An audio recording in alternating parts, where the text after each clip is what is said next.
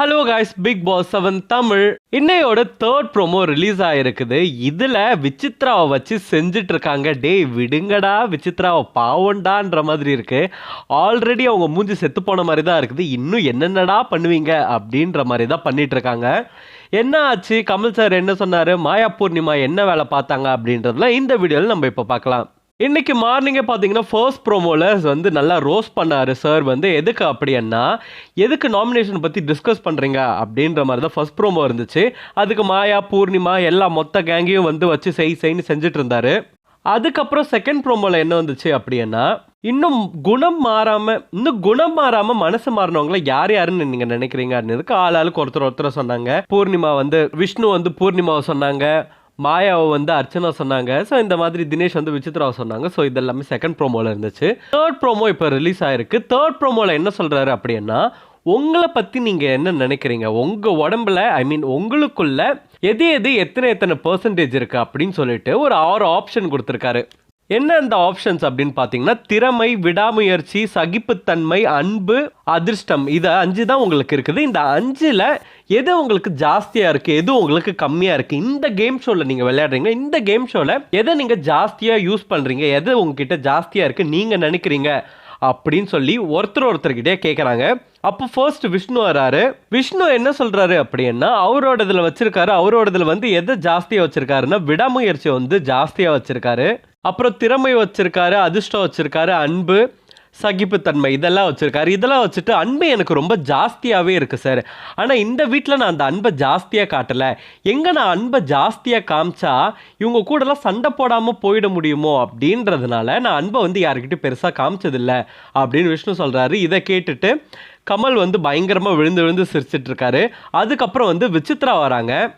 அடுத்தது விசித்ரா என்னென்ன வைக்கிறாங்க அப்படின்னா, திறமை வைக்கிறாங்க, சகிப்புத்தன்மை வைக்கிறாங்க, அதிர்ஷ்டம் வைக்கிறாங்க, அன்பு, விடாமுயற்சி. இதை தான் அவங்க வச்சுருக்காங்க. ஸோ இதில் வந்து அவங்க அதிகமாக வச்சுருந்தது சகிப்புத்தன்மை தான் வச்சுருக்காங்க. அன்பு கொஞ்சம் ஜாஸ்தியாக வச்சுருக்காங்க, திறமை மிச்செல்லாம் கொஞ்சம் வச்சுருக்காங்க. அப்போ கமல் சார் கேட்குறாரு, உங்களுக்கு சகிப்புத்தன்மை அவ்வளோ ஜாஸ்தியாக இருக்கா அப்படின்னு கேட்குறாரு. ஆமாம் சார், எனக்கு ரொம்பவே ஜாஸ்தியாக இருக்குது அப்படின்னு வந்து சொல்கிறாங்க. இதை பார்த்துட்டு பின்னாடி பூர்ணிமாவும் மாயாவும் சிரிக்கிறாங்க. எதுக்கடா சிரிக்கிறாங்க அப்படின்ற மாதிரி நமக்கு இருக்குது. சகிப்புத்தன்மை என்ன இல்லாமல் போயிடுச்சு விசித்ராக்குன்னு நமக்கு தெரியல.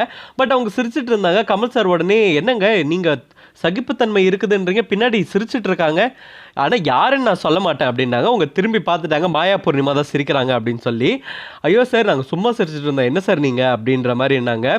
செம்ம காண்டாயிட்டாங்க. ஆல்ரெடி செம்ம காண்டில் தினேஷ் மேலே இருந்துட்டு இருந்தாங்க. நேற்று கூல் சுரேஷ் வச்சு வேறு செஞ்சுட்டு போயிட்டார், அந்த காண்டில் வேறு இருக்காங்க. இப்போ இவங்க இப்படி பண்ண உடனே ஒரு முறைச்சாங்க. திரும்பி வேற லெவல் போனன்னு தான் சொல்லணும்.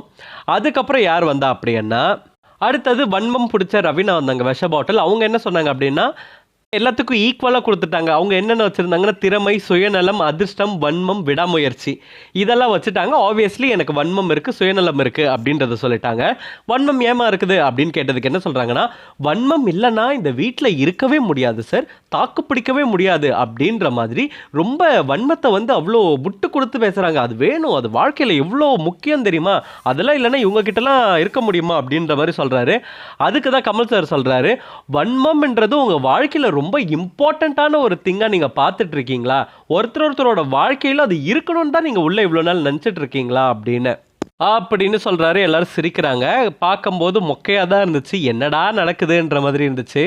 ஏன்னா நேற்றே மொத்த கண்டென்ட் போயிடுச்சுல, நேற்று மொத்த கண்டென்ட் போயிட்டு இப்போ இருக்கிறத வச்சு ஒப்பேற்றிக்கிட்டு இருக்காரு. ஒன்றும் கேட்கல, போர் தான் அடிக்குது. நீங்கள் என்ன நினைக்கிறீங்க அப்படின்றத கமெண்ட் பாக்ஸில் போடுங்க. இந்த மாதிரி பிக் பாஸ் அப்டேட் தெரிஞ்சுக்கணுன்னா ஸ்க்ரீன் டாக்கிஸ் சேனலுக்கு சப்ஸ்கிரைப் பண்ணுங்கள்.